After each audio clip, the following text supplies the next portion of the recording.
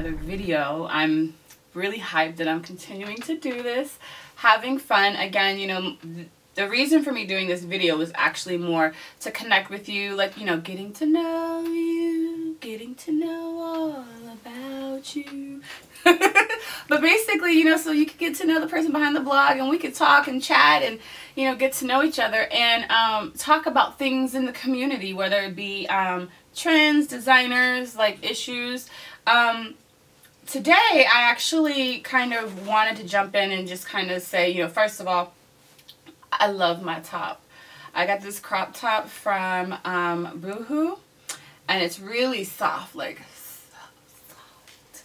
I did it as my outfit post, so make sure you get all the details there. I'll link it for you below, but so soft and pretty. Anywho, but I really wanted to talk about something today. It's really been kind of bugging me for like the past, I want to say a couple of months, but more recently it's kind of at the forefront. And I wanted to kind of talk about half-ass supporters of the community. Now, yeah, I said a cuss word, but, you know, I'm a little irritated. But it's really frustrating. It's kind of like, you know, that dating situation when you start dating someone, they're like, and it's not really real, and they're like, don't tell nobody, shh, it's a secret, and you know, but you're still dating them. Like, that's sometimes how I feel, especially about some of these brands that do these collections with department stores. You know, it's all great and it's all beautiful, and we're so hyped and geeked about, you know, them making something in our size, but then when you go to their website, there is no mention of plus. There's no mention of them actually delving into the plus community. There is no noise. There's no press release. There's nothing. And that pisses me off. Because then if things don't move very well at the department store, oh, well, we just didn't have enough traction, or, oh, we just didn't have, you know, nobody knew that it was going on. Well, duh, because you didn't put any money behind it. You didn't advertise, you didn't let us know that you exist. And then a lot of times these women are just getting to know who you are. They don't know that you've been doing clothes for like 20 plus years. They don't know your aesthetic. They don't know you. But yet, you know, you dip your foot in. And some of these designers have been doing this for years. I mean, they have been doing plus sizes for years, but when you go to their website, there is nothing. Nothing. And then a lot of times, there is a whole different collection from what they offer in plus. Like, seriously? Seriously.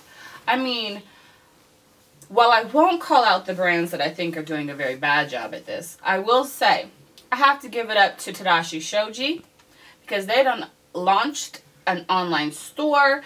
They include the plus sizes. They show them on plus size women. Okay? They show them on plus size women. Then you have Rachel Pally, her white label. She has a section there just for plus. I think this is also part of the reason why you also see, you know, the support and the growth in those businesses, because the consumer gets to know and understand who this brand, who this designer is. It torques me so much when I see, you know, I'll want to, you know, I'll see their lookbook of the brand, and I know they're carried in a department store, and then I'll go to their website and there's nothing for plus. Yet they pitch me, and I'm like, boo, do you have this on plus sizes? Oh, you don't? I can't share it. I won't. And I tell them, like, you need to have this on plus sizes. As we're speaking of this, we need more women of color. I can't tell you, now that I'm also contributing for Ebony, like, the amount of places that I can actually share onto that site, there are no women, there are hardly any models of color. So then it extremely limits who I can pull from. And I may love this brand over here, but I can't show it because they don't put it on, they don't do product shots, or they don't use women of color. And if they do, it's easy scannable, like I'll miss her. So I'm venting, right? Because it doesn't just exist in the designers. You also have it. Some models don't even like calling themselves plus size. Girl, Now, Maddie went in from Plus Model Magazine, and, you know, like, they have this really cool campaign right now. I'll have the hashtag up right there so you can kind of follow along. But what is the use of being a plus-size model if you don't want to be called plus size? I'm going to ask that one more again. What is the use? What is your purpose of being a plus-size model if you don't want to be affiliated with plus size? I don't get it. It frustrates me, and it's a big slap in the face. I mean, dude, yeah, you're, you know, and if you don't want to be, you know, affiliated, then stop taking the contracts, stop taking the accounts, and stop talking about it. You made your backs off of plus size. Now all of a sudden, oh, I don't want to be called plus size. Seriously? Seriously. These brands need to pay attention because these models over here talking themselves out of a job. Like, what? It doesn't make any sense to me. And on top of it, the brands, y'all need to pay attention. You over here, like, campaigning these chicks who don't even like to identify. While we're at it, I'm all for diversity. I'm all, like, I love it, right? But I just need my models to be able to wear the items in the store. There's this one mega online store. All of their models are size 8s and 6s. When they start at a 10 or a 12 and sometimes not even a 14.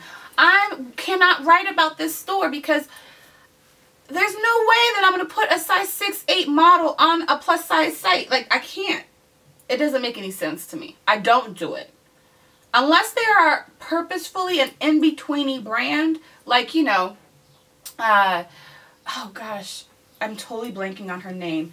But there are in-betweeny lines. There are lines made specifically for the 10 to 16 woman. And that's fine. But if you are a plus-size brand, I shouldn't be seeing size 6, 8 models on your brand. I shouldn't. It pisses me off. It frustrates me. Because then it confuses and frustrates the consumer and the readers. And then they come to me and they fuss at me. And what can I do? I just won't write about you. Anywho. Another thing that torques me. So we have like the designers that are like, you know, that, you know, kind of are courting, you know, secretly dating us, right? Then you have some of the models who don't like to be affiliated with plus size, but yet they'll take the plus size modeling check. And then you have, then you have some PR companies that don't really understand. You know, they'd rather spend all of their budgets or spend all of their, you know, for them, they're focusing more on the mainstream prints and magazines and, you know, the mainstream media. But if the mainstream media hasn't been writing about plus size fashion, period, why are you going to continue to throw dollars there when there are bloggers here, online magazines who've been supporting these brands forever?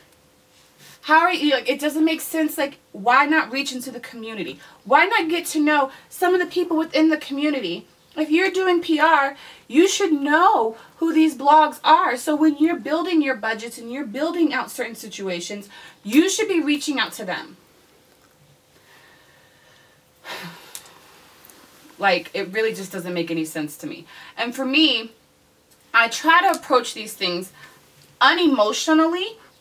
And I put on my retailer's hat, my marketing background hat to see how much sense this makes. This doesn't make sense all the way around for all three scenarios. So, I say all of this to say, well, yes, I'm bitching and venting and complaining. But rightfully so, because as the industry is growing, there's more designers, there's more readers, the shopper has evolved, there are now more segments. In order to sustain, you can't just give us the okie doke anymore. You can't. Because we know more, we know better, and we expect you to do better. And we're here to help you do better. Okay, like I have to come down, I have to woosah, because it just torques me, because then I get the emails, and then I get the, you know, I have to feel the conversation, and it's not fair. It's not fair. So if you want to mess with us, then come all the way with it. We support you. We will love you. You give it to us and we'll give you our dollars back, boo. So, let me know what you think about this. I know you're reading or you're watching this video and you're like, okay, Marie, like this is different.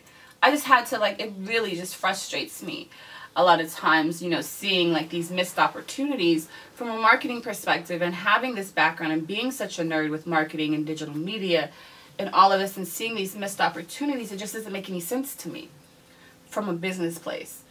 So I want to hear what you have to say. I want to hear what your frustrations are sometimes. Like, do you experience this? Do you see this? Do you even pay attention to these little details that frustrate me? Am I the only one? Let me know so we can talk about this, right? You can follow my blog at thecurvyfashionista.com. Tweet me at Marie Danae, Instagram Marie Danae, Pinterest Marie Danae. But let's also talk on Facebook. I'm at The Curvy Fashionista on Facebook. Leave your comments on the video below. Let's kind of dig into this, and let's see, like, you know, based on your comments, maybe I can write a really juicy post about this after I hear back from you. All right, thank you guys for tuning in.